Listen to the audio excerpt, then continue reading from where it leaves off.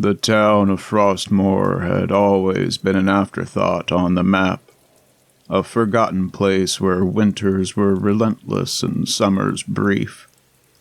Hemmed in by thick pine forests and snow-covered mountains, Frostmoor's isolation bred legends. The most enduring of these legends was of the Eldwyrm, a creature whose name was spoken in the hush of night, with firelight casting shadows that seemed to move on their own. No one really believed in the Eldwyrm anymore, at least not out loud. The story had faded into folklore, something to scare the children when they wandered too far from their parents' sight. It was said that the creature came with the first snow, its presence heralded by strange winds and the crackling of ice in the trees. What it wanted, no one knew, but those who saw it never returned.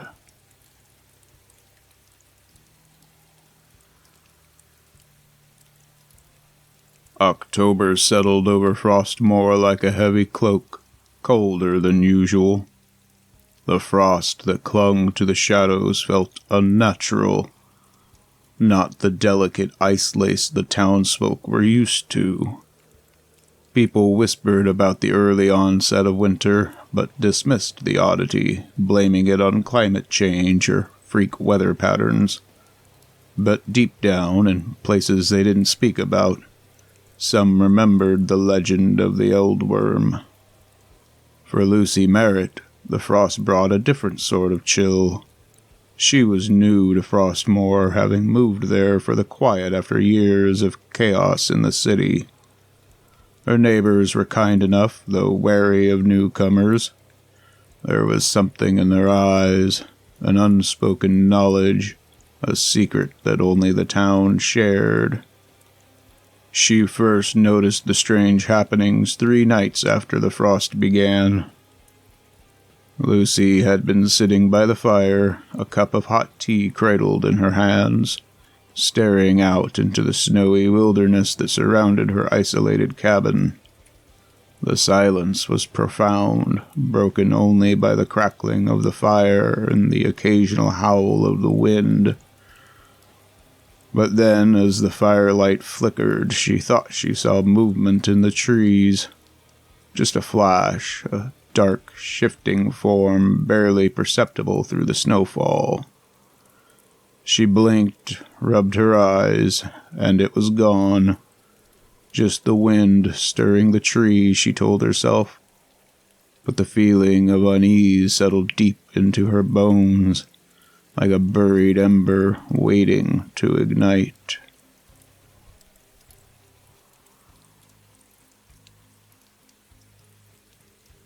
The next day, Lucy ventured into town, her boots crunching over the frozen earth. The streets were emptier than usual, the market square almost devoid of people. The locals who did cross her path were quiet, avoiding eye contact.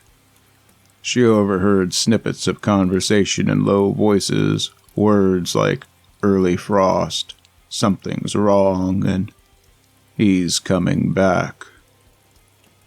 She stepped into the general store, greeted by the warmth of a wood-burning stove.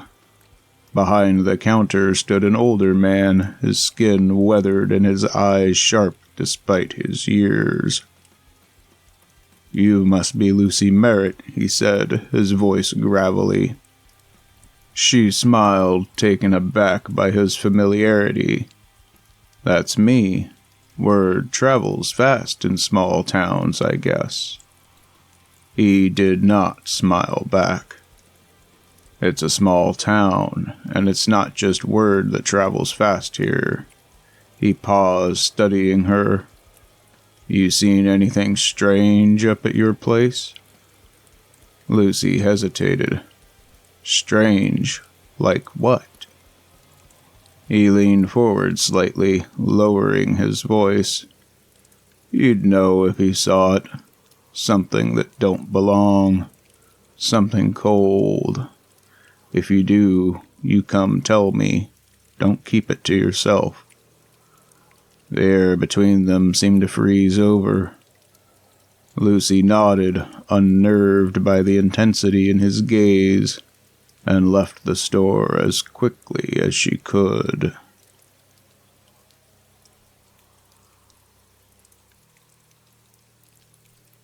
That night, the wind howled louder than before, rattling the shutters on Lucy's cabin windows.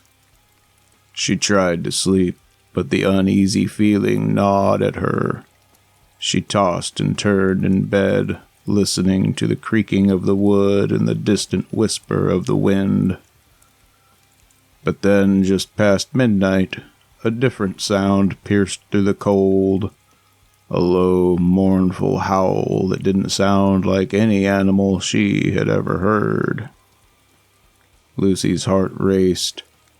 She sat up in bed, straining her ears to listen. Another howl, this one closer, deeper. It was followed by the distinct crunch of snow, as though something massive was moving through the woods just outside her cabin. With trembling hands, she reached for the flashlight on her nightstand and crept toward the window. She hesitated before peering out, dreading what she might see. There, in the clearing just beyond the tree line, was a shape, hulking, taller than any man, its form wrapped in shadow. At first glance, it resembled a wolf, but its proportions were all wrong. Its legs were too long, its back hunched, and its head was massive, crowned with jagged horns that glistened like ice. Its eyes were what made her breath catch in her throat. Two orbs of deep, glowing blue, colder than the frost itself. She couldn't move. Paralyzed by terror as the creature slowly turned its gaze toward her cabin, the beam of her flashlight flickered, the light briefly catching the outline of its body. It was covered in fur, but the fur was mottled with patches of smooth, frozen skin, like frost-bitten flesh. Its breath came in great heaving clouds, misting in the cold air. The creature's mouth opened, and a guttural sound rumbled from deep within its chest, a sound that was almost a voice. Eldwyrm. Lucy stumbled back from the window, her heart hammering in her chest. She turned off the flashlight, plunging the cabin into darkness, hoping, praying, that the creature would not come closer. Outside, the wind picked up again, the howl rising in a crescendo before fading into silence.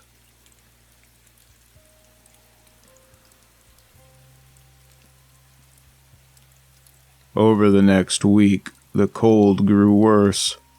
It wasn't just the weather anymore. Something unnatural had settled over Frostmoor. A cold that seemed to seep into the very soul of the town. The locals became more withdrawn, their faces gaunt, their eyes shadowed with sleeplessness. Lucy saw less and less of them. People locked their doors early, and the lights in their homes flickered out long before sunset. The strange sightings continued. Each night, Lucy heard the distant howls, and each night the creature seemed to come just a little closer. She stopped sleeping entirely, too terrified to close her eyes, and she wasn't alone. Whispers spread throughout the town that others had seen the creature as well, that it wasn't just a legend anymore. It was real, and it was hunting. Desperate for answers, Lucy returned to the general store and confronted the old man. His name, she had learned, was Caleb, and he had lived in Frostmoor his entire life. "You know something about this," Lucy said, her voice trembling with a mixture of fear and anger. "What is the Eldwyrm?" Caleb's face darkened, and for a long moment he didn't speak. Finally, he let out a heavy sigh. "It's an old curse, older than the town itself. The Eldwyrm comes when the cold gets too deep, when the land is forgotten and forsaken. It's a guardian, in a way, but not a kind one." Lucy's stomach churned. A guardian of what? Of the land, of the cold. It comes when people forget the balance, when they take too much from the land and give nothing back. The Eldwyrm is the ice, the snow, the winter that never ends. It was here before the town, and it'll be here long after we're gone. "But why now?" Lucy demanded. "What woke it up?" Caleb shook his head. "That's the question, isn't it? Something's changed. Something's broken the balance."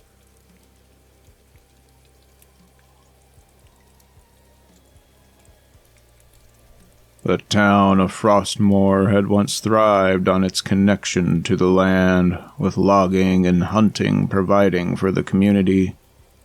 But in recent years, corporate interests had moved in, cutting deeper into the forests and draining the natural resources without care. Lucy learned that the local logging company had clear-cut vast swaths of forest just outside the town, leaving the land barren and exposed. She realized then that the Eldwyrm wasn't just a monster, it was a warning. The creature had come back because the town had taken too much, and now the land was fighting back. Lucy tried to convince the townsfolk to do something, to stop the logging, to restore the balance. But her words fell on deaf ears. The fear in their eyes was too deep, and the belief that they could change things had long since been buried beneath the snow.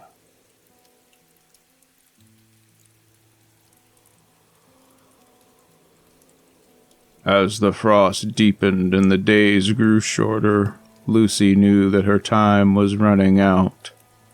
The Eldwyrm was coming. It had marked her, just as it had marked the town. She could feel its presence growing stronger each night, could hear its howls echoing through the trees like a death knell. On the final night, the air was deathly still, the cold so intense that the fire in her hearth could barely keep it at bay. Lucy sat by the window, staring out into the darkness, waiting for the inevitable. And then she saw it. The Eldwyrm stood at the edge of the clearing, its massive form wreathed in frost. This time it didn't linger. It began to move toward the cabin, slow and deliberate, its glowing eyes fixated on her. The ground trembled with each step, and the temperature plummeted with its approach.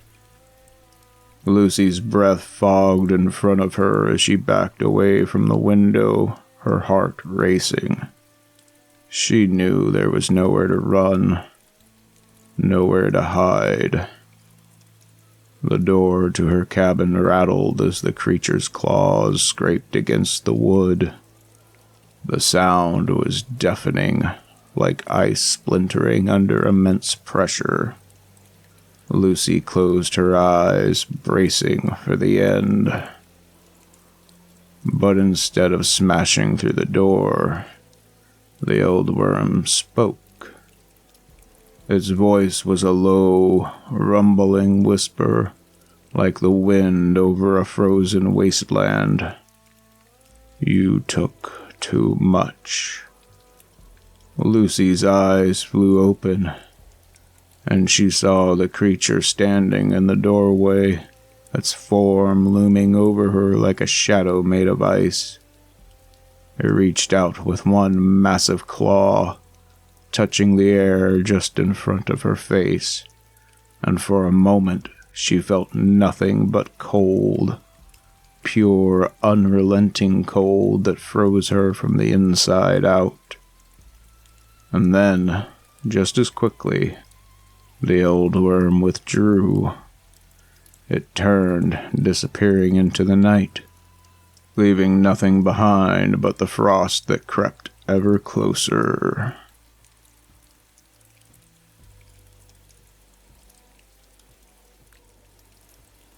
By morning, Lucy was gone. Her cabin stood empty, the door left ajar, the frost creeping over everything inside. The townsfolk searched for her, but all they found were her footprints, leading out into the woods and vanishing in the snow. And so the legend of the Eldwyrm grew.